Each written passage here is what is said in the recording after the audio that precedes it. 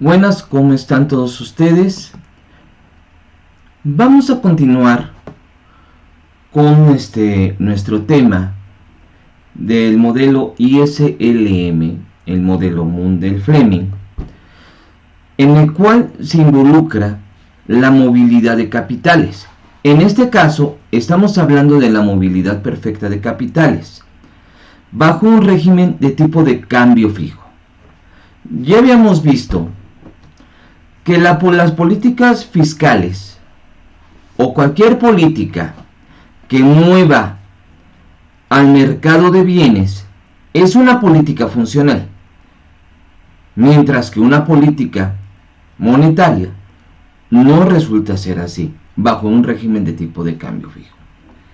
Hay que recordar que cuando estamos hablando de un tipo de cambio fijo, estamos hablando de que la autoridad monetaria es quien decide el valor de la moneda local en términos de las monedas extranjeras. Por eso se llama fijar, que el tipo de cambio se fija, un tipo de cambio fijo. Ya habíamos explicado en el caso de México, cuando se dice que el dólar aumente el precio o que el gobierno decide aumentar el precio del dólar, se dice devaluar la moneda. Se dice que el valor del dólar en términos de nuestros pesos mexicanos se reduce, se dice que hay que revaluar la moneda. Ahora, ¿por qué se devalúa la moneda? Es decir, ¿por qué aumenta el precio del dólar en términos de la moneda mexicana? ¿Cuál es su finalidad? ¿Cuáles son sus objetivos? El primer objetivo que ya hemos visto y que hemos señalado es que una devaluación implica que mejoran los términos de intercambio. ¿Por qué razón? Porque al devaluar, lo que se busca es encarecer el precio de los bienes importados, de los bienes extranjeros. Eso busca reducir las importaciones. Obviamente, al reducir las exportaciones se busca que las exportaciones netas, nuestra balanza comercial, mejore. Pero vamos a ir con mayor detalle. ¿Por qué es funcional una devaluación o una política fiscal expansiva ante el tipo de cambio fijo? ¿Por qué no es funcional una política monetaria bajo el régimen de tipo de cambio fijo? Vamos a ver. Como ya se ha dicho, una devaluación mejora los términos de intercambio al encarecer las compras de bienes extranjeros, es decir, al encarecer las importaciones. Esto busca que se reduzcan las importaciones y esto busca que esa brecha de desajuste de balanza comercial se reduzca, es decir, la diferencia entre exportaciones e importaciones se reduzca. De igual manera, una política fiscal expansiva, ya sea un aumento en el gasto de gobierno, ya sea una reducción en los impuestos o un aumento en las subvenciones a la inversión, todo esto hace que aumenta la demanda de bienes. ¿Qué ocurre? En ambos casos, el mercado de bienes va a aumentar. Esto en términos gráficos implica que la curva IS se vaya a la derecha. Es decir, que en este caso tenemos el punto E1. Vamos a decir que el punto E1 es un punto donde encontramos un equilibrio interno y externo. ¿Por qué un equilibrio interno? Porque aquí el mercado de bienes y el mercado de dinero están en equilibrio. Pero también hay un equilibrio externo. ¿Por qué? Porque en este punto E1 encontramos que la tasa de interés interna es igual a la tasa de interés externa. ¿Sí? ¿Qué va a ocurrir acá? Ante una devaluación o ante una política fiscal expansiva, la curva IS se va a desplazar a la derecha, de esta línea negra a esta línea azul. ¿Qué va a ocurrir? El equilibrio interno se desplaza del punto E1 al punto E2. En el punto E2 hay un equilibrio interno. ¿Por qué? Porque IS, el mercado de bienes y el mercado de dinero, están en equilibrio. Pero el equilibrio externo está en desequilibrio, ya que la tasa de interés externa está por encima de la tasa de interés de la movilidad perfecta de capital. ¿Sí? ¿Esto qué ocurre? ¿Esto qué hace? Esto hace que entonces la tasa de interés de nosotros sea mucho más alta que la tasa de interés internacional, lo cual va a representar el punto E2, un punto en que existe un superávit de la balanza de pagos. Obviamente esto va a llegar o va a implicar que muchos capitales financieros o mucha gente que quiere invertir en el capital financiero en nuestro país quiere entrar, va a entrarle, ¿sí? Es decir, va a haber una entrada de capitales, ¿sí? No es que sea mala la entrada de capitales, sin embargo, este desajuste que existe entre nuestra economía y la economía externa va a hacer que el Banco Central tenga que reajustar precisamente esas tasas de interés. ¿Cómo lo va a reajustar? Una de las formas y la más común es que el Banco Central puede adquirir bonos. Otra forma es que va a buscar aumentar la base monetaria. De cualquier forma, va a aumentar la base monetaria. Puede aumentar las reservas. Eso va a implicar que aumenten los depósitos. En cualquiera de los dos casos, ya sea a través de la compra de bonos o a través de adquisición o aumento de reserva, lo que hace es que aumenta la cantidad nominal de dinero, lo cual hace que la curva de saldos reales se desplace a la derecha, haciendo que se reduzca la tasa de interés. Este desplazamiento a la derecha de la curva de saldos reales hace que el mercado de dinero se desplace a la derecha, de esta línea negra a esta línea roja. Aquí estábamos en el punto anterior de E2, donde teníamos el equilibrio interno, pero no externo. Y esto obliga a ubicarse en el punto E3, donde nuevamente hay equilibrio interno y externo. Y ese LM están coincidiendo, y aquí también la línea de mercado de movilidad perfecta de capitales. ¿Sí? Esa, acuérdense que es la movilidad perfecta de capitales.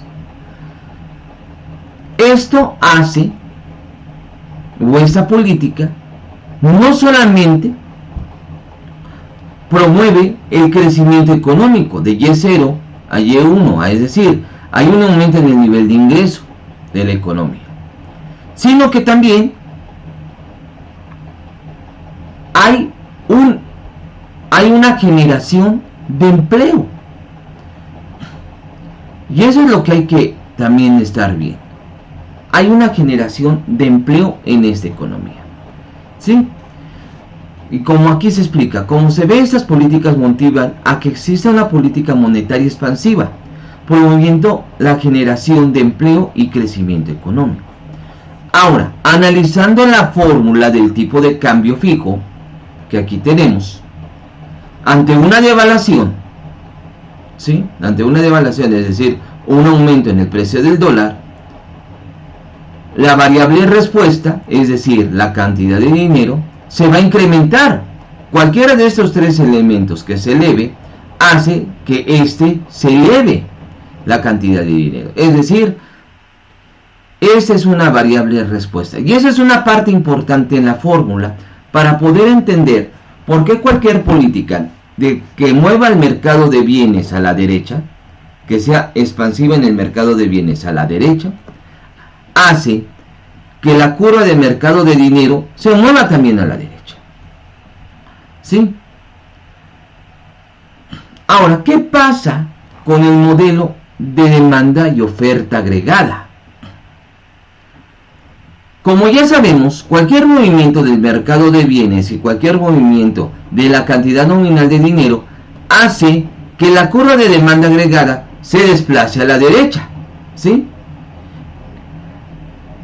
Por ejemplo, en este caso, ante el movimiento del mercado de bienes, la demanda agregada se desplaza a la derecha, que es desde este punto E1 a este punto E2, que es lo que se debe al incremento o a la política fiscal expansiva o a la devaluación, ¿sí? Hace que se mueva la demanda agregada a la derecha del punto E1 a E2,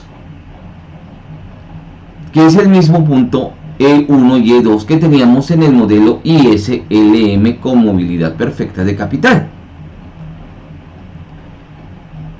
Lo que logra es que la política monetaria, también el mercado monetario se expanda a la derecha, LM se expanda a la derecha, logrando el equilibrio interno y externo, lo que hace que nuevamente la demanda agregada se desplace de E2 a E3, ¿sí? Ubicándose en este nivel de precios. Vean que estas políticas sí efectivamente hacen que se incrementen los precios. Y este Y1 es el Y1 que final al cual se terminó en el modelo ISLM. Por tanto, una política fiscal expansiva o una política devaluatoria llegan a ser funcionales por dicha razón. Ahora bien,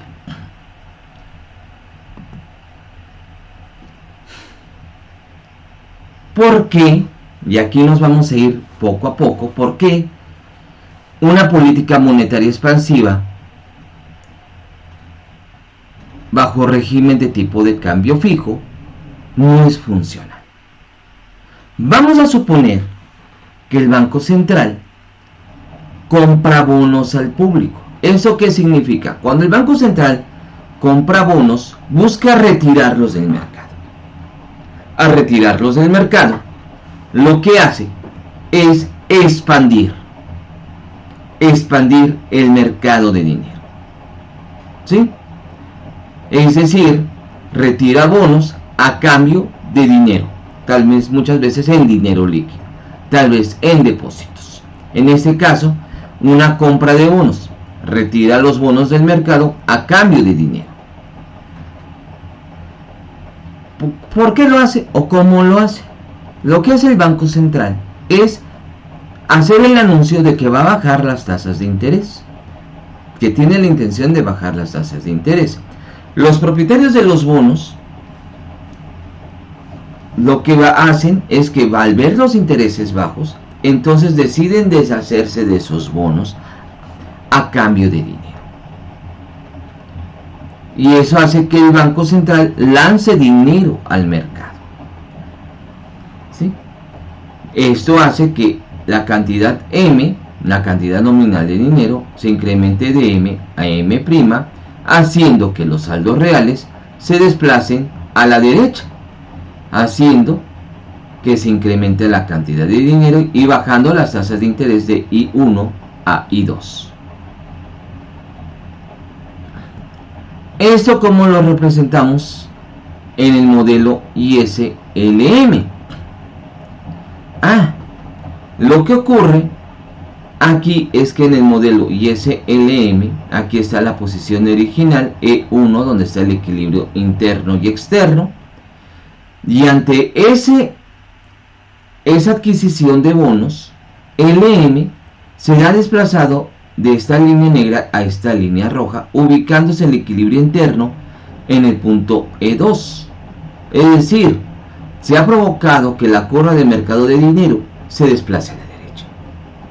En este punto E2 hay como ya se dijo, hay un equilibrio interno, porque IS, LM están en equilibrio, pero no hay equilibrio externo.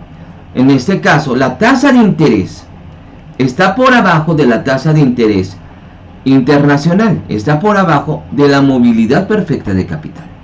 Esto implica que hay un déficit en la balanza de pagos en el punto E2 y por tanto hay un peligro de que esos capitales financieros se salgan del país. ¿Por qué? Porque esas tasas de interés hacen que la gente busque vender esos activos, esas acciones, todo ese dinero que tiene y que le está rendiendo esos intereses. Entonces, ¿qué va a pasar? Lo que va a pasar es que entonces el Banco Central tiene que revertir la política, ¿sí? Y para evitar dicha salida de capitales, tiene que anunciar su intención de aumentar nuevamente las tasas de interés a través de la venta de bonos. Es decir, los bonos que compró ahora los tiene que vender. La gente ahora, por ejemplo en México, los CETES,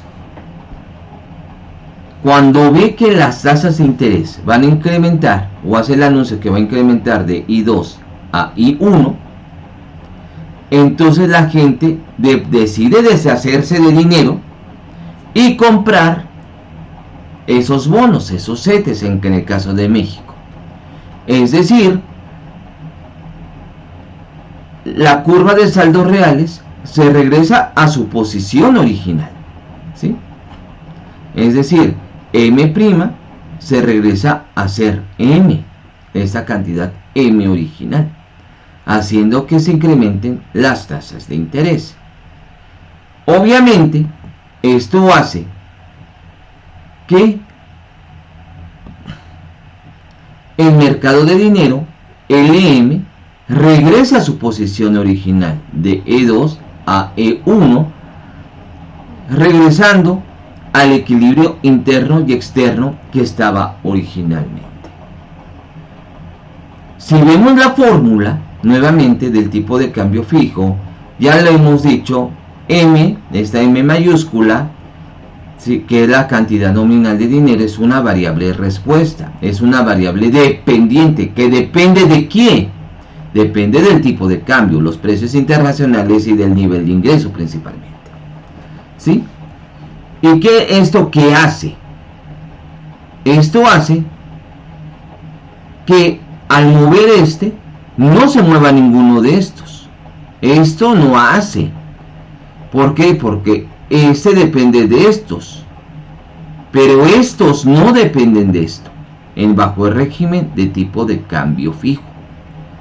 Entonces significa que ante variaciones de la cantidad nominal de dinero, ninguna variable va a cambiar, y eso hace que entonces sea infuncional una política monetaria bajo el régimen de tipo de cambio fijo. Bien, teniendo esa consideración, ahora vamos a ver qué es lo que pasa en el modelo de oferta agregada y demanda agregada. Lo que ocurre aquí es que ante el aumento de la cantidad de dinero,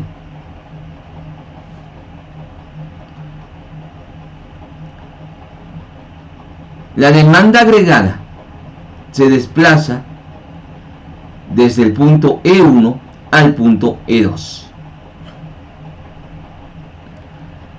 Sí, se puede estar motivando momentáneamente que se quiere incrementar el nivel de ingreso a pesar del aumento de los precios, efectivamente.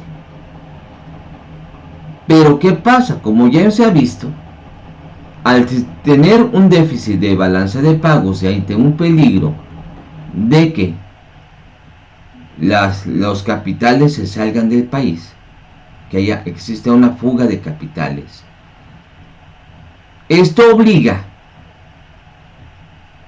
a que la política monetaria expansiva se vuelva restrictiva.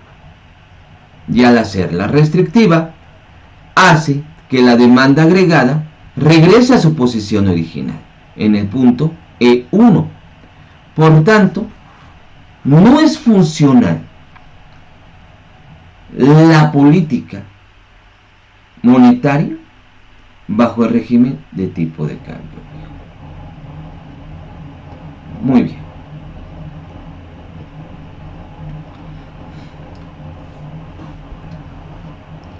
¿Qué vamos a ver? ¿Qué vamos a encontrar? Para la siguiente clase vamos a ver